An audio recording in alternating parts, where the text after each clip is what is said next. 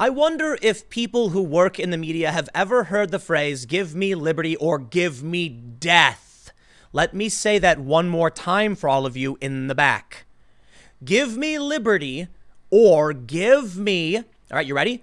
Death. Okay. Now that you really sat there and listened to what that sentence means, I want to present to you this story from Vox. Is America too libertarian to deal with the coronavirus? Okay, all right, man. Our cultural history is liberty and individualism and freedom.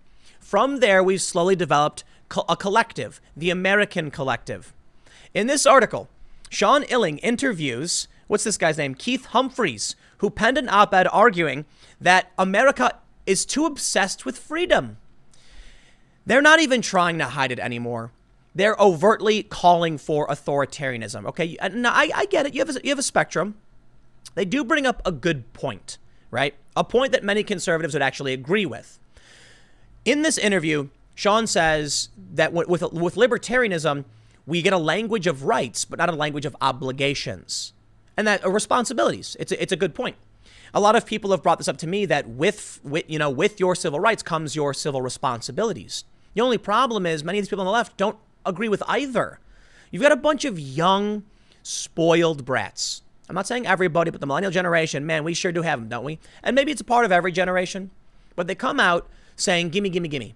And they don't talk about what they're going to do in exchange. What are you, what's the famous saying? Ask not what your government can do for you, but what you can do for your government. You have these people saying we should have our needs met. We should have housing, schooling, transportation, welfare. What are you going to do in order to ensure that? Nothing. They just complain on the internet half the time. Well, let's read some of this interview and see some of the points they make. Because I got to tell you what, man, I always lean on the side of freedom. And you know what? I fully recognize that comes with risks. That's right. It's hard for us to respond properly to major pandemics because we have civil liberties. I mean, anybody can look over at communist China and say, we get why they were able to keep their numbers down. Two ways. First, they were welding people into their homes, literally welding their doors shut. And second, they're lying about the numbers because they're authoritarian and the journalists got kicked out of the country. How hard is that to figure out? Here's what they write. America's public health experts are working to map out a plan to combat the coronavirus in America. And there are indeed many proposals from academic centers, from think tanks, and from government.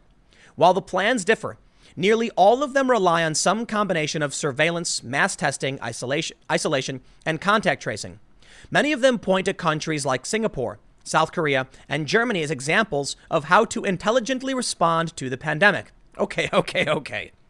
To varying degrees, I say, whoa there, mister. I've been to Singapore. It's beautiful. They have this really awesome casino on the top of this hotel. It's beautiful. You'll notice when you go there, there's no gum on the sidewalk anywhere because it's illegal. They give people the death penalty if they bring drugs to their country.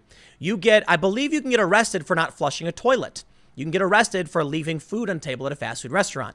Singapore is it's much more authoritarian. Although, look, when I went there, I had no problems. You walk around, you do whatever you want. I went skateboarding. It was fun. It was fine. It is a very, very, very beautiful place. They go on to say, but what if the successful strategies in those countries just won't work in America? The question was posed by Keith Humphreys, a Stanford University professor who works on addiction and public health policy. In a viral Twitter thread last week, Humphreys argued that a lot of his public health colleagues weren't thinking seriously enough about the cultural obstacles that might undercut the country's efforts to test, trace, and isolate Americans. He later penned a Washington Post column drawing out his argument in a little more detail. Humphrey's basic claim is that any plan we adopt, no matter how wise, is useless without widespread political consent from American citizens. And the obsession with individual liberties in America, coupled with a general distrust of government, poses an enormous challenge to even the best conceivable plan. He goes on to say that he spoke to Humphreys by phone about what he thinks public health experts are failing to recognize, and if he believes America is too libertarian to handle a collective action problem like the coronavirus pandemic. A lightly edited transcript of the conversation follows, and we'll read some of this. But too libertarian? Man, this country started out extremely libertarian. We've drifted away from that. The message is clear. They're upset that we have civil rights and freedoms. I mean, I just watched the movie Contagion. It's like a second time I've watched it in a month. Maybe you've seen it. It's been going viral. It's like on the front page of every movie network service or whatever. And there's one part in it where the character of Lawrence Fishburne, who I believe is working for the CDC or something, he says they've been talking about putting the vaccine in the water so it can mass medicate everybody like fluoride. And I started laughing. You don't have the right to do that. I mean, I guess technically they do or whatever. I don't know. Alan Dershowitz certainly said they did, but I'm not a fan of that, okay? The idea of forced mass medication of a population is kind of freaky. I mean, look at fluoride. It's in the water already. That is, to an extent, mass medication. And most of us just don't say anything about it. But it's good for your teeth, they say. I think, look, when it comes to something like public health policy, when it comes to how we respond to crises, we're an individualist nation. We really are. We have some collective principles. And I do think it's very important we recognize our responsibilities to our community, America, when it comes to these problems. So I'll be fair. Keith Humphreys does bring up a really good point. Think about war and conflict, okay? I've talked to my, super lefty anarchist friends about this, why anarchism never works. And there are many, many, many reasons why they fail. Sometimes it's their fault, sometimes it's not. But one thing you need to realize, with a fascistic, authoritarian, despotism, whatever you want to call it, you can move like that. Boom, snap of the fingers. With an anarchic society where everyone's bickering amongst themselves and trying to have some kind of democratic decision making, you move very slow. So take a look at, I'll put it this way. Let's say you have two countries, and one is very far left, anarchic, libertarian, and the other one is ultra authoritarian. I don't care if it's left or right, communist or fascistic, whatever you want to call it. The dictator of the authoritarian country, I should say too, for the other city too, I shouldn't say left. I should just say libertarian, right? Everything is based on some kind of slow process of decision making or private purchase or something. The authoritarian system has a bunch of people who are basically slaves, conscripted, soldiers. They're not very good, but they're forced to do it. And then the dictator says, I want to invade that city. Boom. And they do it. The other city then says, okay, this dude's charging full speed at us with a bunch of soldiers. What do we do? And then they bicker and they argue and they debate. And by the time they're done debating, they've been overrun and invaded. When it takes you too long, this is why America is it was built in a very, very clever way. The executive branch allows for action to be taken very, very swiftly and quickly. If there's a problem, it can be challenged in the courts. The legislative branch, which deals with, our laws, is relatively slow and oftentimes ineffective. But they debate. They should debate. They're supposed to debate. They do. And then ultimately make decisions. But when it comes to matters of war and law enforcement, the executive branch just goes for it.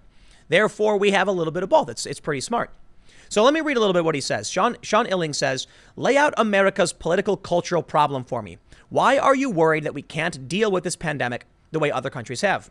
And Keith Humphreys, the guy who says we like freedom too much, he says, I think we're different from the other democracies that have handled this well in our long-term resistance to the growth of the state in general, but also in the domain of health. Why is it that every other developed country has government-guaranteed healthcare and we do not? The obvious reason is that there's an instinctive aversion to government power in the DNA of America. This is the only major democracy in which a huge number of people have fought to prevent a government guarantee of healthcare for all citizens. I gotta stop you right there, buddy. First problem. Guy doesn't know what he's talking about. Why is it that every other developed country has government guaranteed healthcare and we do not? Do you know anything about why there's government mandated healthcare in Europe? It's called World War II, bro. We weren't devastated by World War II. We sent the weapons out. They didn't come here. The bombs were dropped on European nations. And afterwards, this is my general, I could be wrong about this too. My general understanding is that they quickly mobilized because they needed a way to take care of people who were injured, sick, or dying because a war broke out. And it's evolved from there. But it's far from perfect. Another big factor is that the U.S. pays a lot of the bills for a lot of other countries because we have our world police everywhere, and I'm no fan of that. I think there's a lot of things we could fund if we weren't doing that. Notably, universal healthcare isn't one of them. The main issue is not, to a great degree, that people don't want people to have healthcare. There is, to be fair, an issue of people saying, I don't want the government running this. Here's what I tell people. Imagine going to the DMV, right? Imagine waiting in line at the DMV to get your license. Now, instead of getting your license, you have to get an important life-saving surgery. Congratulations. Let me know if you want that or not. You can't compare that to other countries. You can't compare that to France or Germany or Switzerland or whatever. We have a different culture. So when we go to the DMV, people are lazy. It takes forever. It's a nightmare. We all hate it. Just because other countries can do it doesn't mean we can. Also, keep in mind, other countries are a lot smaller, particularly in Europe. So this guy already doesn't know what he's talking about. I got to make sure I keep this short, but let's read a little bit more. He says, this aversion is especially potent now, but it goes back to the very beginning of the country. A country founded by people who lived in fear of a king. Not really, no. You know what, man? He says, our Constitution was set up with checks and balances out of fear of the power of the state. And that libertarian streak is with us through everything, and it also applies in the domain of health. Okay, fine. Call it fear. I don't think that's fair.